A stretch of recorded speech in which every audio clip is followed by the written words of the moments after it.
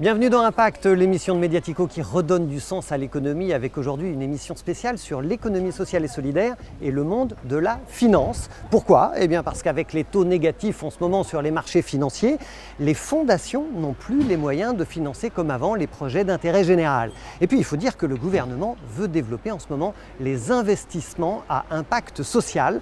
Alors, finance et social, certains voient là déjà un gros mot, mais d'autres, comme l'écologiste Cécile Duflot, pensent que la finance a les clés de la transformation du monde et qu'il faut travailler avec elle. Vous l'entendrez tout à l'heure.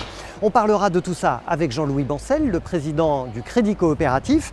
Il est aussi le président de Copéfer, le mouvement coopératif qui se pose en alternative au capitalisme. Il est notre invité, il répondra aux questions des lecteurs de Mediatico qui sont venus nous rejoindre ici sur le site des Grands Voisins. Mais avant tout ça, on va parler de prêt solidaire avec ce défi étudiant les 29 et 30 novembre prochains pour mobiliser l'argent des jeunes et des moins jeunes si vous le voulez pour des causes d'intérêt général. Regardez bien, c'est le projet The Rise avec Babylone, c'est le coup de cœur de Victoria Darvez-Bornoz.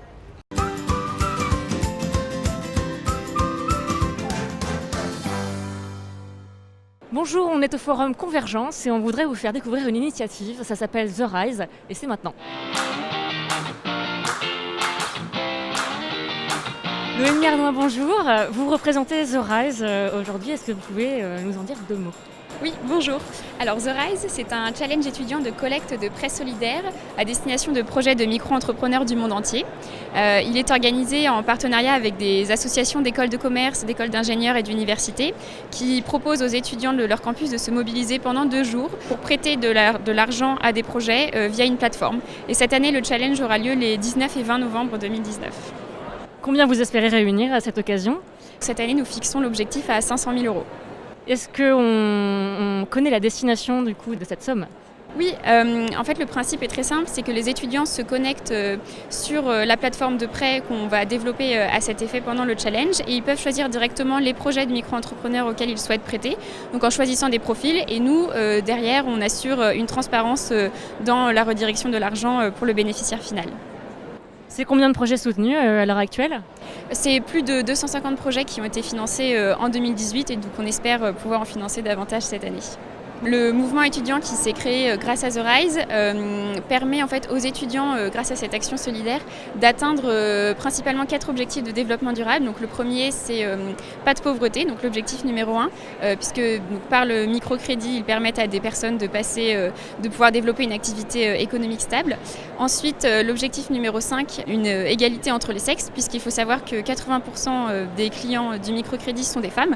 Donc on permet comme ça une bonne réinsertion des femmes via l'activité économique. Ensuite, c'est l'objectif numéro 7, c'est l'accès à l'énergie à un coût abordable via des énergies propres. Et enfin, l'objectif de développement durable numéro 10, qui est la réduction des inégalités. Merci beaucoup. C'était le coup de cœur de Mediatico. On se retrouve très bientôt pour un nouveau coup de cœur.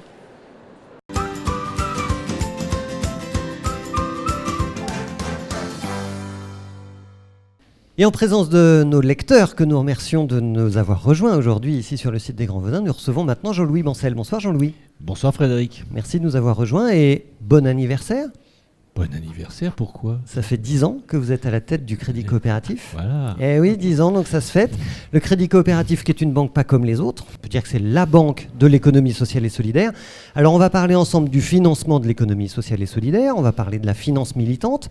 Vous avez dit il y a 2 ans, à l'ouverture du forum Convergence, et vous le retrouverez en vidéo sur Mediatico, vous avez dit les banquiers ont la mémoire d'un poisson rouge. Ouais. Ça veut dire quoi ? C'est très clair que, je sais pas, pour moi, j'ai tellement vécu cette situation de 2008, où on s'est demandé qu'est-ce qui allait nous arriver, mais bon, c'est bien sûr d'être en responsabilité qui dit ça. Il faut surtout pas paniquer, et ça là-dessus, moi, je suis reconnaissant aux autorités publiques européennes et en particulier la Banque centrale européenne d'avoir su bien réagir, etc. Mais tout le monde nous promettait la main sur le cœur, plus jamais ça, plus de salaire mirobolant, etc., etc. Regardez la réalité d'aujourd'hui. On est revenu au même stade. Ah oui. Je vais pas dire que c'est pire, mais c'est pas mieux. Et là-dessus, moi j'en ai tiré des conséquences pour nous, par exemple. C'est-à-dire qu'aujourd'hui, au Crédit Coopératif, depuis maintenant 7-8 ans, à chaque assemblée générale, il y a la transparence et les sociétaires votent sur ma rémunération personnelle, celle de la directrice générale et celle de l'équipe de dirigeants. Voilà. Alors Jean-Luc Bancel, si on regarde aujourd'hui, si on écoute les jeunes dans la société d'aujourd'hui, ils nous disent que le grand enjeu, c'est la transition écologique et solidaire. C'est le social et c'est l'environnement. Sur l'enjeu climatique d'abord, comment est-ce que le Crédit Coopératif se positionne ? Vous avez un slogan en ce moment, c'est « Ayez le pouvoir d'agir pour la planète ». Ça veut dire quoi ? Concrètement, ça veut dire que ça fait maintenant plus de 15 ans que nous sommes très présents dans le financement des énergies renouvelables. Et donc nous avons aujourd'hui, depuis maintenant plus de 5 ans, introduit des critères ESG dans notre politique de crédit. Environnement, social, gouvernance, les 3 critères ESG qui président au fond à la finance responsable. Pour nous, c'est une évidence. Bon, ça fait longtemps que c'est pour nous intégré. Ça fait un bout de temps qu'on a affiché 0 paradis fiscaux. Nous n'utilisons pas les paradis fiscaux pour ce qui nous concerne, parce que nous sommes d'abord une entreprise. Je suis soumis à une obligation de vérifier que le crédit coopératif, certains clients du crédit coopératif ne se servent pas de la banque pour faire du blanchiment, pour le trafic de la drogue, le je sais pas quoi. On vérifie qu'il n'y a pas de la fraude fiscale ou des trucs comme ça. Mais moi, je n'ai pas à imposer ma vision du monde aux clients. Et donc là-dessus, nous, on n'a pas à vous demander est-ce que tu mets une partie de ton fric en Suisse ou je ne sais quoi. Ça, c'est pas mon problème. En revanche, nous, on s'interdit un certain nombre de choses. Et en particulier, il y a des secteurs où on ne travaille pas parce qu'on considère que ça ne correspond pas à notre vision du monde dans des domaines environnementaux. Donc, énergie fossile, on ne finance pas de sujets à énergie fossile. Qu'est-ce que vous faites sur le social ? Je sais que vous venez d'inaugurer un incubateur de l'inclusion sociale. Qu'est-ce que c'est ? Alors, je vais dire, d'abord, ça fait très longtemps qu'on finance le social, puisqu'on accompagne historiquement les structures associatives dans le domaine médical, dans le domaine médico-social. Et je prends un autre exemple. Nous sommes une banque qui a plus de 150 000 clients qui sont des majeurs protégés, donc des gens sous tutelle. Et je suis très fier de ce que nous faisons, parce que ces gens-là sont des acteurs économiques, même s'ils sont juridiquement contrôlés par un tuteur et un juge des tutelles. Donc, pour moi, l'histoire de l'Envolée, qui est donc notre incubateur basé à Saint-Denis, c'était une étape supplémentaire. Donc l'incubateur, c'est quoi ? C'est, au-delà de mettre à disposition un local, de permettre à un responsable de recruter des jeunes qui ont des initiatives. Je signale d'ailleurs que très prochainement, on va lancer l'appel à candidature pour une dizaine de places pour ceux qui le souhaiteraient pour faire partie de la deuxième promotion. La deuxième vague, là, en novembre. De l'Envolée. Le point important, c'est de repérer qu'est-ce qui peut aussi se produire.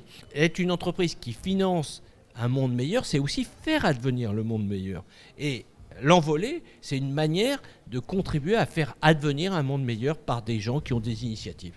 Donc on voit au travers de votre exemple que certaines banques, et plus de banques probablement aujourd'hui qu'hier, s'engagent aujourd'hui sur des champs nouveaux.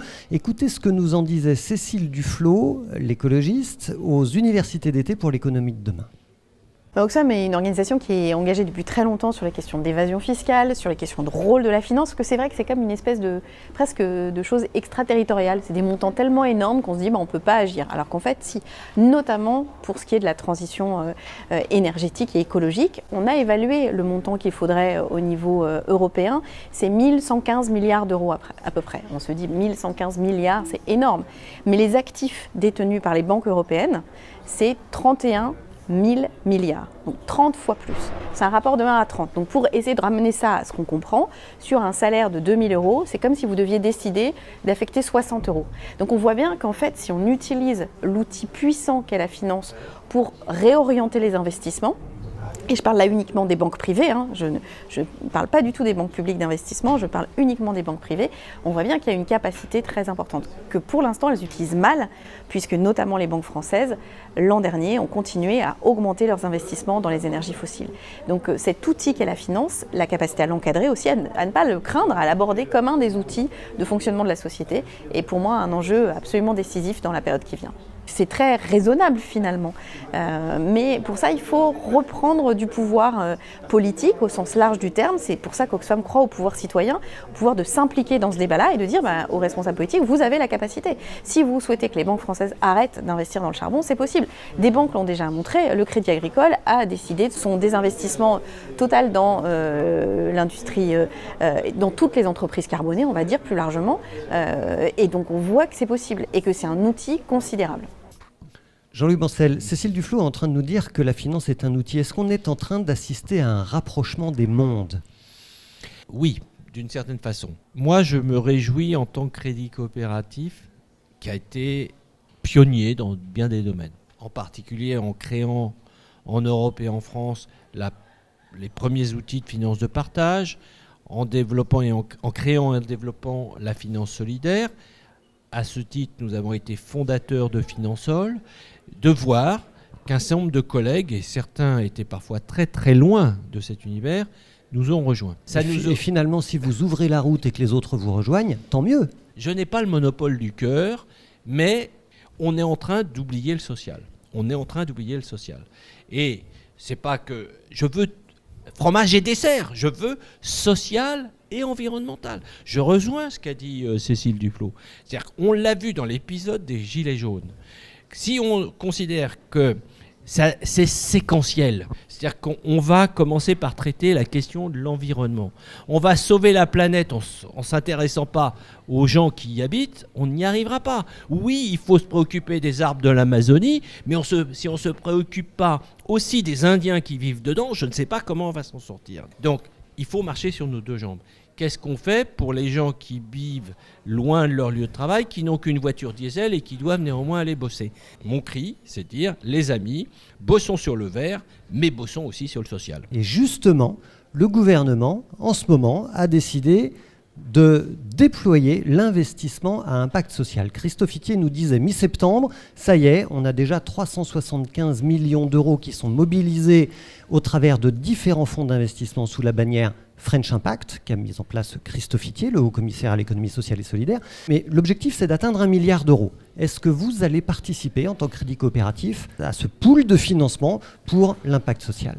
Nous y participons, comme nous avions participé en son temps avec le gouvernement précédent qui avait, lui, promis 500 millions d'euros de finances publiques, parce que c'est même la petite nuance. Moi, j'ai le souvenir que quand Christophe Itier, porte-parole de M. Macron, candidat, nous avait parlé d'1 milliard d'euros, on avait plutôt compris que ce serait 1 milliard d'euros de financement public. Bon, il a plutôt... Vous aviez peut-être mal compris. Oui, sans doute, ça doit être ça, c'est des promesses électorales, c'est ça. Pour des raisons de contraintes budgétaires qui le dépassent, il est en train de fabriquer un pâté d'alouettes. Qui le dépasse ? Mais on sait bien, Jean-Luc Bancel, il n'y a plus d'argent dans les caisses de l'État, dans les caisses publiques, dans les caisses des collectivités locales. L'important, c'est de faire levier, pour ne pas dire faire bascule, mais on pourra peut-être revenir sur ce point-là. Sur ces questions de finance à impact, il faut aussi travailler sur cette question de la mesure de l'impact. Et ça, c'est le boulot du crédit coopératif. Oui, on est un peu précurseur, vigie, etc.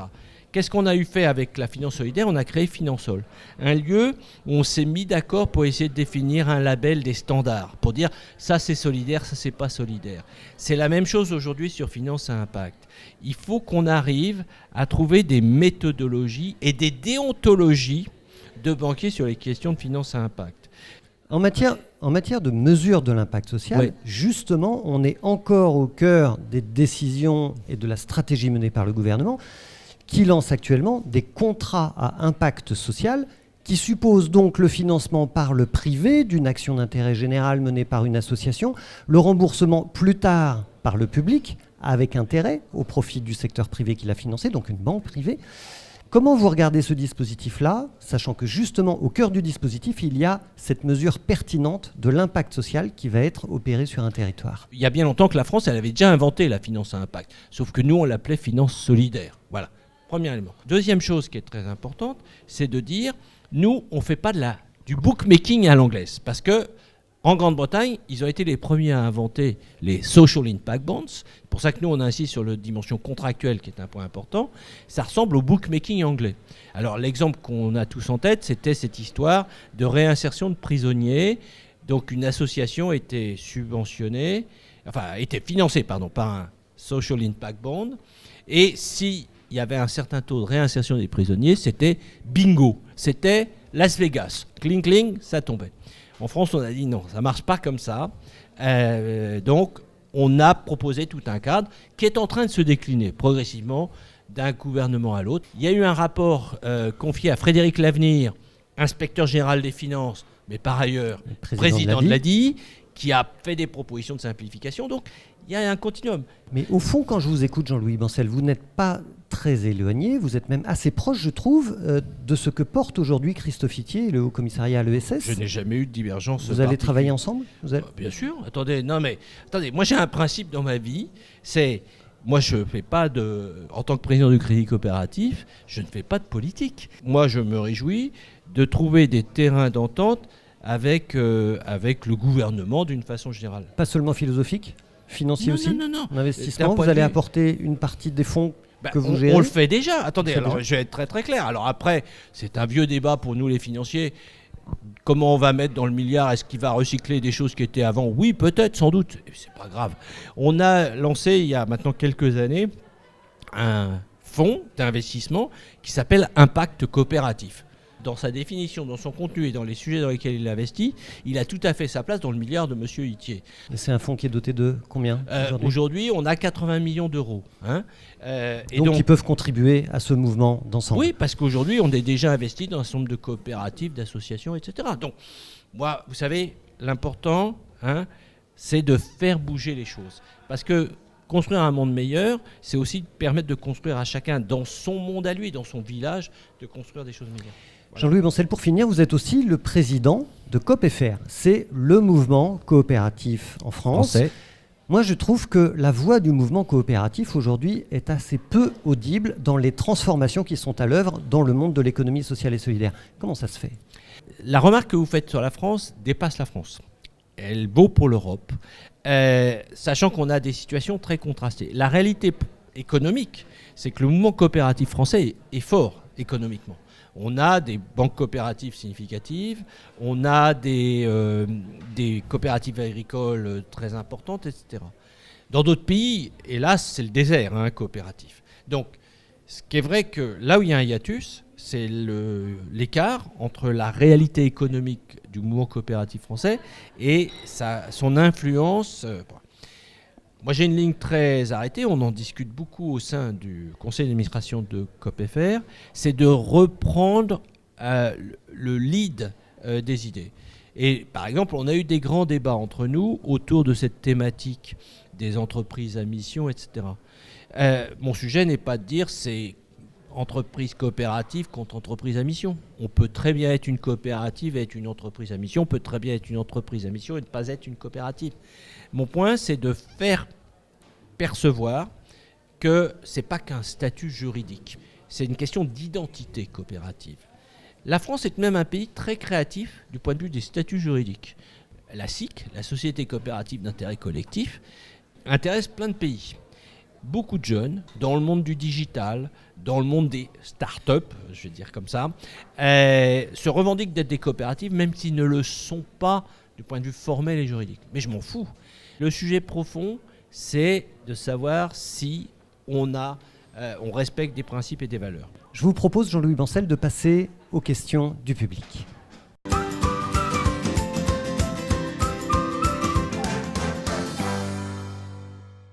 Bonjour, je m'appelle Pascal. Votre groupe participe au financement des industries culturelles et créatives. Vous avez évoqué les différents piliers de la finance responsable. Pourquoi ne vous affichez pas plus sur l'impact culturel qui contribue à la fois au développement économique et à la cohésion sociale des territoires ? Nous sommes engagés dans différents domaines du secteur culturel, spectacles vivants, salles d'art et d'essai et autres domaines. Pour moi, ça participe de la dimension coopérative. À l'échelon international, une coopérative se définit comme une entreprise créée volontairement par des personnes pour satisfaire leurs besoins économiques, sociaux et culturels. Et pour moi, la culture est une partie indissociable de notre démarche. Et on peut même ajouter que la Fondation Crédit Coopératif est le principal mécène du Festival d'Avignon. Voilà, et ça c'est la traduction visible de cet engagement. On peut même rajouter, Frédéric, si vous le souhaitez, qu'il y a maintenant bientôt 10 ans, le ministère de l'Agriculture avait décerné le prix de grand mécène de l'agriculture à la Fondation du Crédit Coopératif et au Crédit Coopératif en tant que banquier en accompagnant au quotidien les entreprises culturelles. Bonjour Maël, premier artiste des Grands Voisins. J'ai compris que le Crédit Coopératif est tentaculaire mondialement. Est-ce que vous avez une vision en termes de coopération et en termes d'échange, d'expertise et d'expérience et de finances avec le Sud? Par exemple, les pays du Sud, l'Afrique. On n'est pas tentaculaire, mais on fait un certain nombre de choses. Nous sommes très impliqués sur les questions de microfinance, de microcrédit.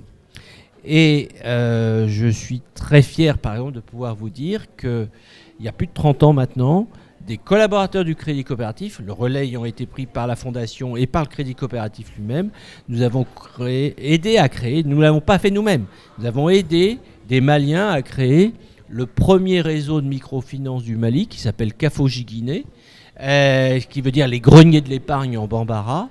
Et pour aller plus loin dans cette action, ça fait maintenant de nombreuses années que le Crédit Coopératif est actionnaire et que je suis d'ailleurs administrateur de la Banque nationale de développement agricole du Mali, qui est donc la première banque de ce pays dans le domaine agricole.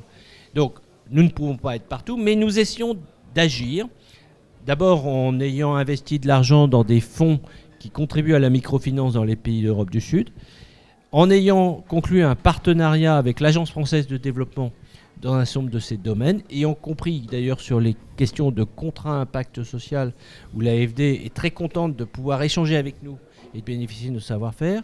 Et je rajouterai un point très important, nous avons créé il y a maintenant 3 ans un fonds qui s'appelle COPMED, qui est un fonds destiné à aider au développement de l'économie sociale et solidaire dans les pays méditerranéens. Les pays d'application sont le Maghreb, donc Maroc, Algérie, Tunisie, le Liban et la Palestine. Et nous avons convaincu la Banque européenne d'investissement et d'autres partenaires à mettre de l'argent pour aider à des initiatives d'économie sociale.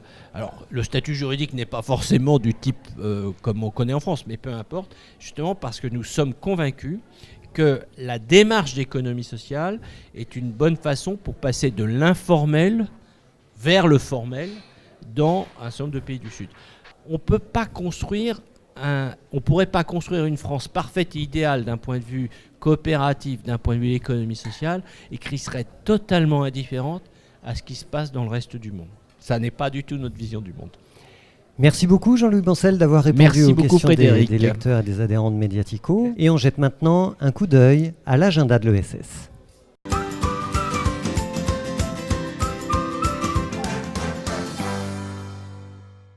Les rendez-vous à ne pas manquer ce mois-ci pour les acteurs de l'économie sociale et solidaire et de l'entrepreneuriat social. Et bien évidemment, novembre, c'est le mois de l'économie sociale et solidaire avec des centaines d'événements près de chez vous et dans toute la France.